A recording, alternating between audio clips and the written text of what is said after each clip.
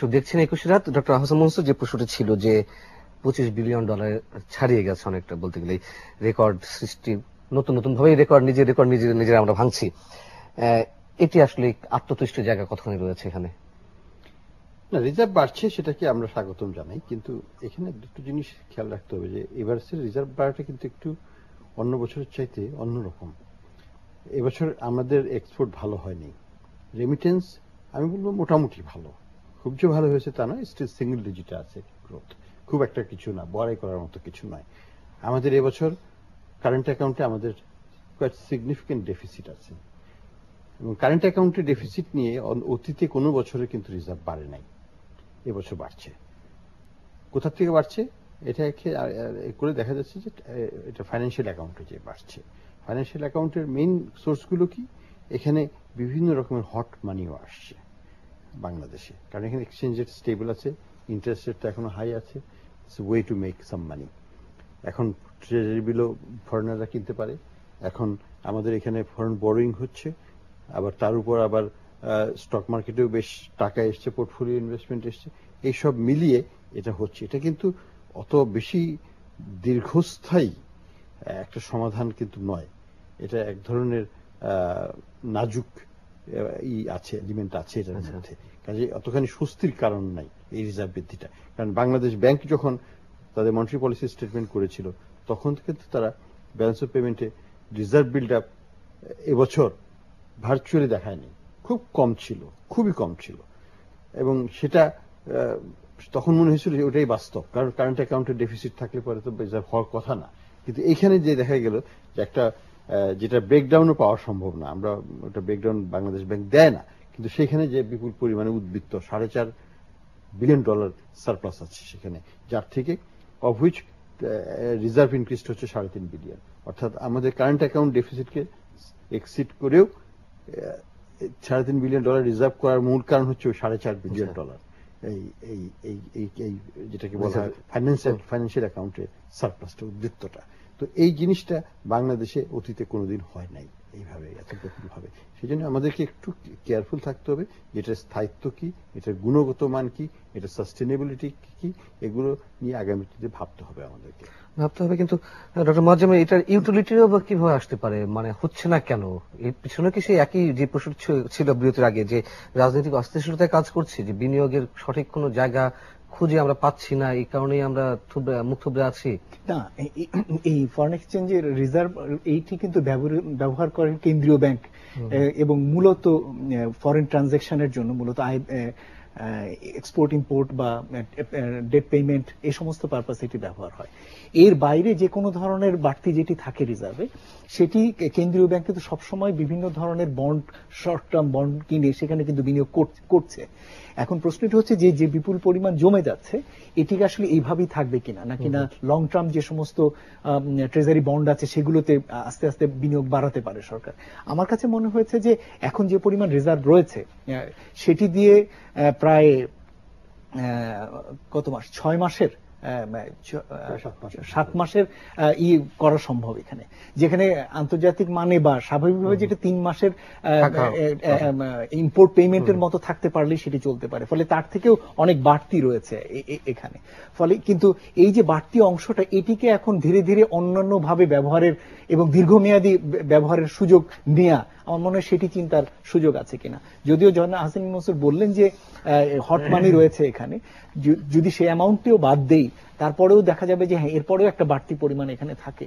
আমি আসলে চিন্তা করতে চাচ্ছিলাম যে এই ফরেন এক্সচেঞ্জ ম্যানেজমেন্টের ক্ষেত্রে কেন্দ্রীয় ব্যাংক কি দীর্ঘমেয়াদী বিনিয়োগের জন্য আলাদা করে একটা সভরেন বন্ডের কথা চিন্তা করবেন কিনা, এবং সেটির জন্য আলাপ আলোচনা শুরু করবেন কিনা, বা একটা কাঠামো চিন্তা করবেন কিনা, সেরকম একটি দিকে যাবার মতো রয়েছে কিনা আমাদের। কেননা আগামীতেও যদি আমদানি বাড়ে, তাও সেটি কিন্তু রপ্তানির সাথে মোটামুটি একটা সম্পর্ক রেখেই সেটি হয়তো বাড়বে। ফলে রিজার্ভের ক্ষেত্রে যদি এই ধরনের হটমানির বিষয়টা যদি খুব বড় চ্যালেঞ্জ না হয়, তাহলে তারপরে আমার মনে হয় যে একটা বাড়তি রিজার্ভ আমাদের এখানে থেকে যাবে, যেটিকে অন্যান্য দীর্ঘমেয়াদী বিনিয়োগে ব্যবহার করবার মতো সুযোগ থাকবে। আমার মনে হয় সেদিকে কেন্দ্রীয় ব্যাংক চিন্তা করতে পারে। সোহরাব হোসেন, গত পরশুদিন আপনার একটা লেখায় আপনি লিখেছেন যে অর্থনীতি নিচের দিকে নামছে কিনা নাকি ঊর্ধ্বগতি। না, অর্থনীতি না, আমি বলছি পুরো দেশ, দেশের কথা বলছেন, দেশের মানুষ, সেই লেখায় আপনি আমরা উপরে উঠছি না নিচে নামছি। সেই লেখায় আপনি অর্থনীতিকে বেশি প্রাধান্য দিয়েছেন। এখন সার্বিক বিবেচনা যে গত কয়েক বছরের ব্যবধানে, মাত্র কয়েক বছরের ব্যবধানে আমাদের বাজেট দ্বিগুণ হয়েছে, আমরা উচ্চ প্রবৃদ্ধির আশা করছি, সব মিলিয়ে আপনার কাছে কি মনে হচ্ছে যদি এই দিকটাকে ইন্ডিকেট করি যে কোন দিকে যাচ্ছি আমরা? না, বাজেট দ্বিগুণ হচ্ছে, আমাদের প্রবৃদ্ধি বাড়ছে, আমাদের জীবনযাত্রার মানও বাড়ছে, সবই ঠিক, কিন্তু আবার তলার মানুষ, প্রদীপের নিচে যে অন্ধকার, সেখানে কিন্তু আমরা দৃষ্টিপাত করছি না। আমাদের রাষ্ট্রীয় নীতিতে সেটি বেশ ঘাটতি আছে। মানে আমার ওই লেখাটা এটাই হচ্ছে যে উন্নয়ন যদি হবে সেটা সমতা ভিত্তিক হবে। এর অর্থ না প্রত্যেকে একই পরিমাণ, সবার জন্য, প্রত্যেকের জন্য একই পরিমাণ বরাদ্দ হবে, কিন্তু মানুষের ন্যূনতম মৌলিক অধিকার, যে এখনো তো সরকারি হিসেবে 25% বেশি দারিদ্র্য সীমার নিচে মানুষ। তার মানে আমাদের যত রাষ্ট্র পরিকল্পনা এই 25% বাইরে, আমরা এই 25% চিন্তা করছি না, বা আমরা নিরাপত্তা বেষ্টনীতে আনতে পারছি না। আমার লেখা যেটা উল্লেখ আছে যে বাংলাদেশে কিবরিয়া সাহেব প্রথম, এই শেখ হাসিনার প্রথম সরকারের সময় কিবরিয়া সাহেব একটি, কি বলা যায়, গরিব বান্ধব একটা অর্থনৈতিক কর্মসূচি দিয়েছিলেন, যে এদেরকে একটা নিরাপত্তা বেষ্টনের মধ্যে নিয়ে আসা এই গরিব মানুষগুলোকে। কিন্তু সেটা দুর্নীতি, অসততা, অব্যবস্থা, অদক্ষতার কারণে সেটা এরা সুবিধা পায়নি। আর এখন তো দলীয় নেতাকর্মীরা এবং ইউপি চেয়ারম্যান মেম্বাররা, যাদের হাতে এটি তো কেন্দ্রীয়ভাবে মন্ত্রিসভা তো আর সবার কাছে বিলি করে না। রাজনৈতিক যে সিদ্ধান্ত, সেটা ঠিক আছে, যে তাদের হাতে এই যে বিভিন্ন কর্মসূচির মাধ্যমে পৌঁছানো, যে মানুষগুলো এই নিরাপত্তার বাইরে আছে তাদেরকে নিরাপত্তা বেষ্টনের মধ্যে নিয়ে আসা। কিন্তু সেখানে যে অবস্থা হচ্ছে, দুর্নীতি হচ্ছে, এবং কর্মসংস্থান, আমাদের প্রতি বছর 22 লাখ কর্মশক্তি প্রবেশ করছে, এবং তাদের মধ্যে আমরা কতজনকে কর্মসংস্থান করতে পারছি, কতজনকে চাকরি দিতে পারছি। এবং বাংলাদেশে এই দক্ষিণ এশিয়ার মধ্যে সবচেয়ে বেশি মানে শিক্ষিত বেকারের দেশ। স্নাতক ডিগ্রিধারীর এত বেকার অন্য অঞ্চল যায় না, অন্তত দক্ষিণ এশিয়ার কোনো দেশে নেই। তাহলে আমরা কি বেকার তৈরি করছি? আমরা কি, এবং এই বেকাররা কি করবে? এবং বেকারদের এক অংশ এই সাগরে ভেসে যাচ্ছে, এবং আর এক অংশ মাদকে আসক্ত হয়ে পড়ছে। সুতরাং এর থেকে এইটাও কোন অর্থনৈতিক নীতি কিন্তু রাজনীতির বাইরে না। রাজনৈতিক সরকার তার অর্থনৈতিক কর্মসূচিতে যদি এই সমতার বিষয়টি না আসে, অর্থনৈতিক বৈষম্যটা যদি থেকেই যায়, ক্রমশ প্রকট হয়, তাহলে ওই কিছু লোক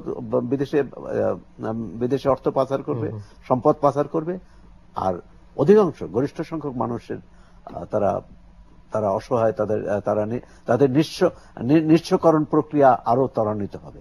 আমরা চাচ্ছি যে এটি রোধ করা দরকার। এবং এটি যদি একটা বলা হয় যে আওয়ামী লীগ বিএনপির মধ্যে অন্তত একটা পার্থক্য আছে, যে আওয়ামী লীগ অনেকটা জনমুখী, জনকল্যাণমুখী রাজনৈতিক দল বলে তারা দাবি করে। তা সেটা তাদের কর্মসূচি, তাদের নীতি পরিকল্পনা যদি সেই বিএনপি জাতীয় পার্টির মতোই হয়, তাহলে আওয়ামী লীগের বিএনপির মধ্যে পার্থক্য কি হলো? সে কারণেই বলবো কিছুটা, যে দুটো জিনিস লক্ষণীয়, যে সামাজিক কার্যক্রমে এই সরকার মুখে অনেক কথাই বলেন, কিন্তু কার্যত কিন্তু ব্যয় ঠিক মতো করে নাই। কার্যত কিন্তু আমরা দেখছি যে 2010 সালের তুলনায় শিক্ষা খাতে ব্যয় সংকুচিত হয়েছে relative to size of the economy, size of the budget. স্বাস্থ্য খাতে ব্যয় কমেছে, সামাজিক বেষ্টনী খাতে ব্যয় আরো বেশি কমেছে, এবং এই বছর আরো বেশি কমেছে। সব টাকা দিয়ে বেতন বৃদ্ধি হয়েছে ঠিকই, কিন্তু সামাজিক খাতে ব্যয় কমেছে।